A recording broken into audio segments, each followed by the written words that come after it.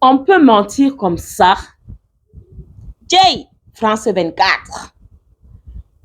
On peut mentir comme ça. Le genre de mensonge, on appelle ça quoi? Le genre justement de preuve là, ça s'appelle pris en flagrant délit de mensonge, en direct, en live sur France 24. La télévision du monde. La meilleure télé. La télévision aux informations sûres et vraies. La télévision qui est toujours up-to-date. La télévision qui suit l'actualité minute by minute, étant dans leurs différentes chambres.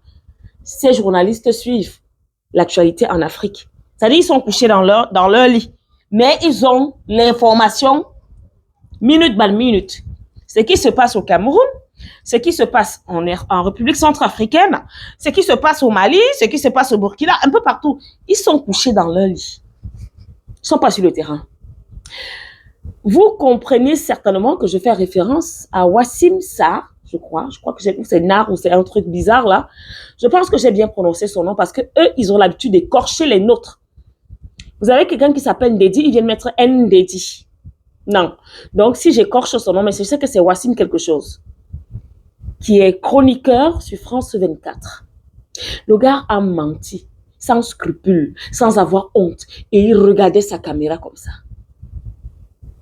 Le gars dit que l'affaire que les femmes disent là, les forces armées maliennes,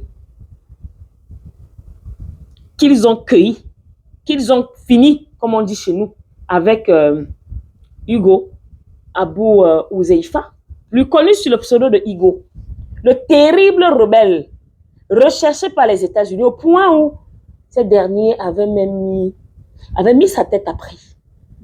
On parle de plusieurs milliards de francs CFA. Ouais. Donc les États-Unis qui disent être première puissance mondiale n'ont pas pu catch le bandit, n'ont pas pu capturer le bandit, n'ont même pas pu lui filer une balle.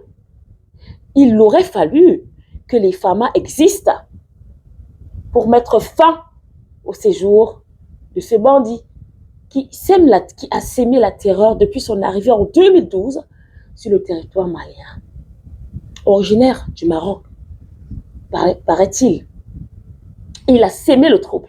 Alors, aujourd'hui, il est mort.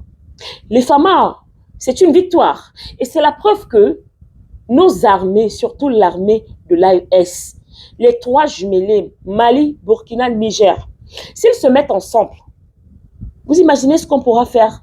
Vous imaginez les scores positifs qu'on pourra avoir sur le plan sécuritaire? C'est pour dire que nous n'avons pas besoin des forces armées étrangères, comme les États-Unis, qui sont là, qui forcent. Chasser au Niger, chasser du côté bien sûr de la République centrafricaine, chasser en cours de chassement, permettez le néologisme, du côté du Tchad, cherche refuge en Côte d'Ivoire. Et malheureusement, le chef de l'État là-bas est favorable. Il est favorable. Même s'il y a certaines personnes qui se disent panafricains et qui trouvent quand même la raison de cette, de cette nouvelle. Donc, pour eux, c'est pas négatif. Il faut qu'on recadre la situation. Regardons, pendant que des personnes sont chassées partout, c'est en Côte d'Ivoire qu'ils vont venir rester. Et la Côte d'Ivoire est un pays frontalier au Mali, au Burkina. Attention, qu'est-ce qui se trame? Qu'est-ce que les États-Unis veulent faire? Qu'est-ce qui se prépare? Quoi? Qu'est-ce qui se prépare? Je reviens bien sûr à Wassim Sarr.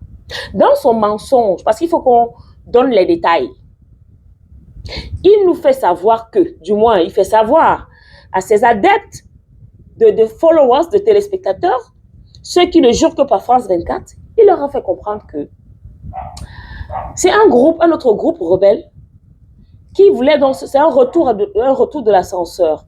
C'est un autre groupe rebelle qui avait été victime justement d'un pillage, du moins de ses bêtes, par Hugo, qui sont venus se venger dès qu'ils ont su que le gars était là.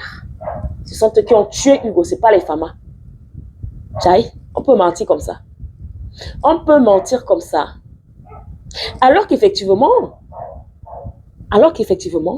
il y a des personnes sur place, notamment des rebelles, qui confirment qu'effectivement, c'est les FAMA qui ont fait fort, qui ont frappé là où ça fait mal. Toi, tu viens t'asseoir sur les antennes de France 24 pour raconter des inepties. Et tu te dis, grand journaliste. Tu te dis journaliste du monde. Alors, pourquoi venir mentir avec un tel sérieux? Et même quand je parle de sérieux, c'était donner trop de crédit. Parce qu'en fait, si vous regardez la vidéo, il paniquait donc, il avait l'impression de s'entremêler. Il dit une chose, il avance et puis il revient dire la même chose après. Ça veut dire en fait que le jeu d'acteur, tu n'as pas bien lu le script. Moi, je vais tout simplement dire bravo aux femmes. Bravo parce que cet acte courageux, voilà, a donc donné une leçon quand même à certains rebelles qui ont décidé volontairement de remettre leurs outils de travail, les armes, les véhicules. Ils les ont remis entre les mains de l'armée parce qu'ils estiment que ça ne sert à rien. En fait, mais moi, je me dis que c'est pas qu'ils estiment, je me dis que quand ils ont vu que Hugo est mort, ils ont dit si Hugo meurt là, nous, qu'est-ce qu'on fera?